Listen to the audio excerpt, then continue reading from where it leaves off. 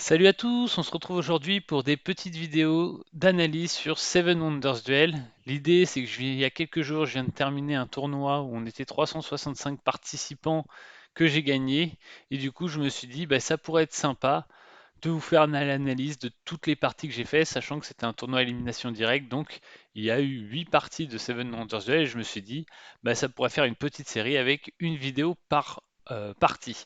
Du coup, on démarre sur la première partie. J'étais contre Sakata. Et donc, c'est moi qui commence à choisir une merveille. Bien évidemment, je prends le temple d'Artamis parce que c'est la seule merveille qui permet de rejouer. Je vous rappelle que c'est important, notamment si vous voulez avoir une victoire scientifique ou militaire. Ici, ce qui est intéressant à noter, c'est qu'il n'y a pas le jeton loi, donc la victoire scientifique sera un peu plus difficile pour moi, notamment parce que mon adversaire a la bibliothèque. Ici, il prend la seule merveille pour le rejouer. Donc là, pour l'instant, sur les choix des merveilles de mon adversaire, il n'y a pas forcément d'erreur. Moi, je prends la merveille qui donne les ressources de base et le temple, les pyramides, excusez-moi. L'idée, c'est que je me dis, avec une seule merveille pour rejouer pour moi et une pour mon adversaire, j'aurais du mal à gagner militairement. J'aurais aussi du mal à gagner scientifiquement. Donc, je prends les pyramides en me disant, je vais essayer de partir sur une victoire avec les points de victoire. Donc, vous voyez, dès les choix des merveilles, j'ai essayé de baser ma stratégie là-dessus. Ici, en premier choix, vu qu'il y a à la fois le dépôt de bois et à la fois une ressource de bois, je pense que je vais partir sur le bassin d'argile. Alors, je pars sur le dépôt de bois, ok. Clairement, ici, la prise du bassin d'argile n'aurait pas été une mauvaise idée non plus. Je pense que du coup, je prends le dépôt de bois parce que mon adversaire a besoin de 3 bois pour la grande bibliothèque et du coup, ça pourrait être une carte très intéressante pour lui. Mon adversaire prend le dépôt d'argile, du coup, moi, logiquement, je prends le bois et du coup, il va avoir beaucoup de mal à faire la grande bibliothèque. Ici, de manière assez classique, on va prendre les ressources. Moi, je prends le premier symbole scientifique. Pourquoi je prends ce symbole scientifique? L'idée, c'est il a un setup avec une seule merveille pour rejouer, mais il peut aller chercher une merveille, une carte de la défausse, donc potentiellement une carte scientifique, plus il peut aller chercher le jeton loin avec la grande bibliothèque. Donc je veux, en prenant ce jeton scientifique, essayer au maximum de m'éviter une défaite, euh, une défaite scientifique. Et de plus, si je prends cette verrerie, il va prendre le parchemin. Et après, j'aurais pris dans tous les cas le jeton scientifique, sauf que il m'aurait coûté un d'or de plus parce qu'il aurait eu une presse. Donc je me dis autant prendre le symbole scientifique tout de suite. Mon adversaire prend la verrerie et moi je prends la presse. Globalement, au vu de mes merveilles, en plus, je préfère avoir plutôt la presse que la verrerie. Donc je me dis autant prendre le symbole scientifique tout de suite. Mon adversaire prend la verrerie, moi je prends la presse, et là ça me met dans une bonne situation, c'est-à-dire que c'est lui qui va me dévoiler des cartes. Ici, parfait, ça me permet de récupérer une ressource de pierre que je n'avais pas encore. Mon adversaire fait euh, la carte scientifique, ce qui est plutôt logique. Et ici, comme souvent quand il n'y a pas de merveille pour rejouer, celui qui a joué en premier va avoir le droit de découvrir à chaque fois les nouvelles cartes. Donc ici, ça va me permettre de pouvoir récupérer le dépôt de pierre assez tranquillement. Mon adversaire récupère un militaire. Moi, je trouve ça très intéressant pour moi parce que ça va me permettre de jouer en premier à l'âge 2, alors que normalement, s'il n'avait pas défaussé, s'il n'avait pas pris de militaire, ça aurait été lui qui aurait joué en premier à l'âge 2. Donc là, je pense qu'il avait fait une erreur en prenant ce militaire. Ici, je préfère défausser. L'idée, c'est que ça lui met peut-être à disposition la cavité, mais du coup, je pourrais faire le dépôt d'argile parce que j'ai récupéré 4 d'or. Et pour le coup, si il prend le dépôt d'argile, je vais pouvoir prendre la cavité. Et donc, dans tous les cas, j'aurai de l'argile sur cette partie. Donc, il prend l'argile, ça va me permettre de prendre le dépôt d'argile. Alors là, du coup, il y a une très bonne carte qui sort malheureusement pour moi. L'idée, je voulais essayer de l'assécher un peu en bois, mais au final, quand même, au vu de mes ressources, du fait que j'ai le dépôt de bois et déjà un bois, mais que j'ai surtout aucun argile, je préfère prendre l'argile, même si mes merveilles ne me coûtent pas du tout d'argile et que potentiellement j'en aurais eu un avec le grand phare.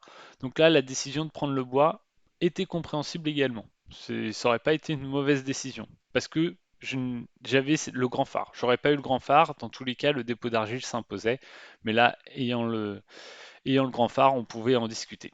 Surtout que le fait de prendre le dépôt d'argile m'empêche de pouvoir prendre cette carte scientifique, donc du coup, je la défausse, mais potentiellement, il peut la récupérer avec le mausolée. Donc il y a toujours cette crainte de potentiellement, là il a deux. carte scientifique. Ici, je commence l'âge 2 et je fais tout de suite mon grand phare. L'idée, c'est de l'empêcher d'avoir ce double bouclier, parce qu'en soi, les deux bois, ayant le dépôt de bois, ça m'intéresse pas. Et en plus, ben, ça me permet d'avoir une ressource en plus, même si je les paye toutes K1. Mon adversaire, lui, fait sa merveille pour rejouer avec la carte scientifique qui lui permettait d'avoir un doublon. Donc là, je comprends pas trop son choix, surtout qu'en plus, ça lui a coûté 6 d'or de faire cette merveille. Alors, euh, j'ai pas d'explication, je pense que c'est une grossière erreur. Potentiellement, en prenant le deuxième scientifique, il aurait pu prendre soit l'architecture pour pouvoir payer ses merveilles un peu moins cher, soit prendre la stratégie pour essayer de s'orienter sur une victoire militaire. Mais c'est surtout là, il se condamne sa seule merveille pour rejouer, et du coup, ça me permet de gérer le tempo de la game avec mon temple d'Artémis. Et donc, il prend le bois à la fin, ce qui n'est à mon avis pas un bon choix parce qu'en plus, il me fait découvrir deux cartes. Donc ici, je défausse le dépôt de pierre. Pourquoi je suis parti sur le dépôt de pierre? C'est que je ne veux ni lui dévoiler des militaires qui me feront perdre de l'or, ni lui dévoiler des cartes scientifiques qui pourront me faire perdre la partie avec son muselet et sa grande bibliothèque. J'ai toujours cette crainte de ne pas perdre scientifiquement. Mon adversaire prend ce militaire. Moi, ça me va parfaitement parce que du coup, il me dévoile une autre carte militaire. Potentiellement, s'il avait pris la caravansérail, j'aurais pris la verrie et du coup, il serait retrouvé un peu dans la même situation où une de ces trois cartes, c'était lui qui devait les dévoiler. Donc, je vais prendre la muraille et vous voyez, il y a ces quatre cartes et donc je vais faire à peu près la même stratégie sur ces quatre cartes. Il va prendre, je vais prendre, il va prendre, je vais prendre et comme ça, c'est lui qui va devoir toucher au forum. Donc, il prend sa, sa carte scientifique, mais c'est exactement la même que celle qui avait été défaussée, donc potentiellement moi je la compte pas comme une deuxième carte scientifique parce que je l'avais déjà compté avec le muselet. Je fais cette ressource, potentiellement je n'en avais pas besoin parce que j'avais déjà le grand phare, j'aurais pu la défausser, maintenant que je vois le replay je me dis même que j'aurais dû la défausser, c'était une erreur. Ici il prend l'aqueduc et du coup je commence à avoir pas mal de retard sur les points de victoire. Donc je me dis, bon, ben, comment je vais gagner cette partie? Je commence à me remettre un peu les idées au clair parce que j'avais prévu de la gagner avec les points de victoire, mais je commence à avoir beaucoup de retard. Du coup, je me dis, bon, est-ce qu'on appliquerait une autre méthode pour essayer de la gagner? En plus, ici, j'ai pas assez d'or pour acheter mon doublon scientifique pour prendre une stratégie, par exemple, qui me permettrait d'avancer facilement sur les militaires. Donc forcément, ben, je utilise ma merveille pour rejouer pour récupérer beaucoup d'or et je fais mon doublon scientifique pour prendre la stratégie. L'idée ici, c'est pas forcément de viser une victoire militaire parce que n'ayant plus de merveille pour rejouer, j'aurais du mal à gagner de cette manière-là. C'est plus pour essayer de lui mettre un peu la pression sur ce type de victoire potentielle. Ici, je suis très content, mon adversaire choisit le militaire, ce qui fait que moi, avec ma stratégie, je ne crains pas trop la défaite militaire et que vu qu'il a pris l'avance en militaire, je vais pouvoir également attaquer le début de l'âge 3. Donc ici, j'essaye de repartir plus ou moins sur une stratégie à base de points de victoire. Là, on essaye de lui faire défausser parce que je me dis, il n'y a plus de forum, il va avoir aucune ressource. Ici, ça lui demande quand même deux verreries et ici une verrerie et un parchemin, donc ça va lui faire payer assez cher ses merveilles. Après, ce choix de prendre les 4 points de victoire a pu être intéressant, mais vu que j'avais la stratégie, je préférerais moi prendre le champ de tir pour pouvoir le devancer sur la piste et lui mettre une pression comme je vous l'ai dit tout à l'heure. Donc j'ai pris le champ de tir et vous voyez qu'avec simplement deux cartes, je suis déjà en train de lui mettre une certaine pression d'un point de vue militaire. Et c'est là tout l'intérêt d'avoir pris la stratégie en bonus.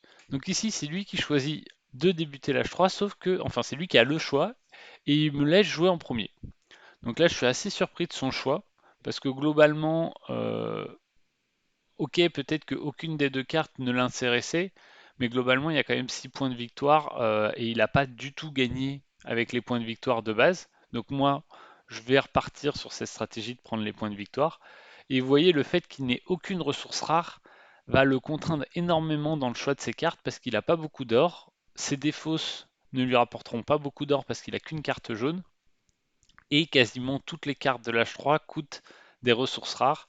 Et donc c'est un peu là-dessus que je vais faire ma victoire. C'est que en fait je vais partir sur une victoire au point de victoire avec le fait que ben, lui il ne va pas pouvoir construire les cartes qui rapportent beaucoup de points parce qu'il lui manque ces fameuses ressources rares.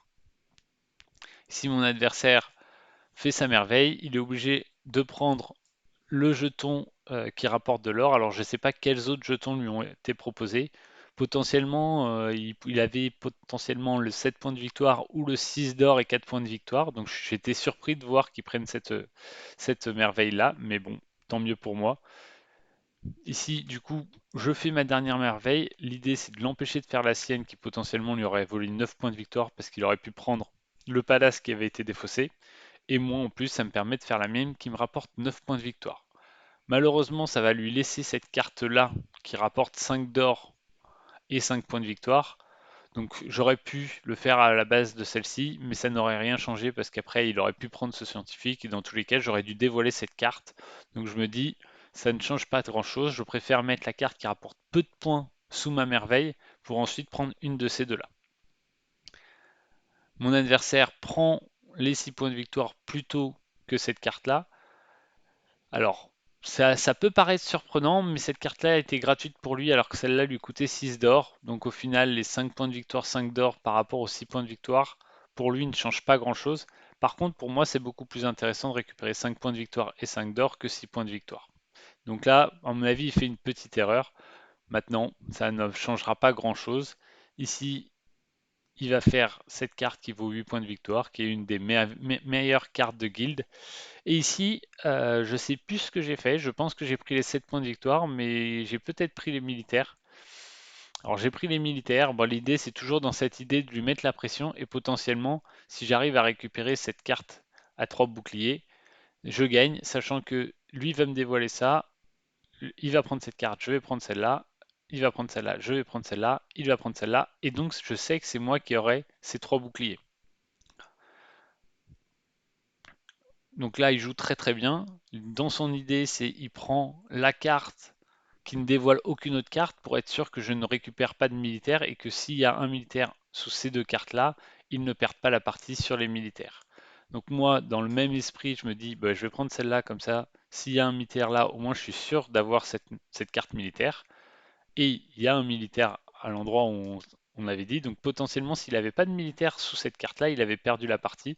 Maintenant, il en a eu un, donc il arrive à peu près à tenir. Et on va retrouver la fameuse problématique de l'or, c'est-à-dire que je vais augmenter de 4. Donc potentiellement, en plus, je vais gagner sur la fin avec les deux militaires. Mais en plus, je le mets à 0 d'or, qui est très problématique pour lui, vu qu'il n'a pas de ressources rares. Et en fait, cette problématique des ressources rares, qui a bien été aidée par le cirque, hein, bah, va être un problème pour lui sur toute la partie. Et donc, on va finir sur une victoire de mémoire militaire, parce que j'ai le choix en premier entre les deux dernières cartes. Mais même si je n'avais pas gagné militairement parce que en soi j'aurais pu ne pas avoir les bonnes dispositions de cartes, j'étais tout de même largement devant au niveau des points de victoire, que ce soit les points de victoire, l'or ou les guildes. Donc ça n'aurait pas changé grand-chose. J'avais quasiment 10 points de victoire d'avance avec le militaire et tout ça. Donc cette partie, elle s'est vraiment jouée sur le fait que mon adversaire au début de la partie euh, l'âge 1, il n'y a pas grand-chose à dire. Par contre, au début de l'âge 2, il joue beaucoup trop vite la Via Appia. Et ensuite, il choisit de ne pas reprendre le forum. Et du coup, il se retrouve, moi, avec le cirque, je lui fais défausser sa ressource rare et il se retrouve sans ressource rare qui lui coûte vraiment la partie. Bon, je fais une victoire militaire, mais je pense qu'il aurait peut-être pu aussi faire des plays un peu différents sur l'âge 3, notamment choisir de commencer pour essayer de changer l'ordre des merveilles, notamment parce que j'avais déjà utilisé ma merveille pour rejouer, donc il pouvait calculer que lui, il aurait les cartes militaires sur la fin. Mais voilà, ça s'est globalement joué sur le manque de ressources rares. Voilà pour la première vidéo de ce tournoi, et on se dit à une prochaine. Allez, salut!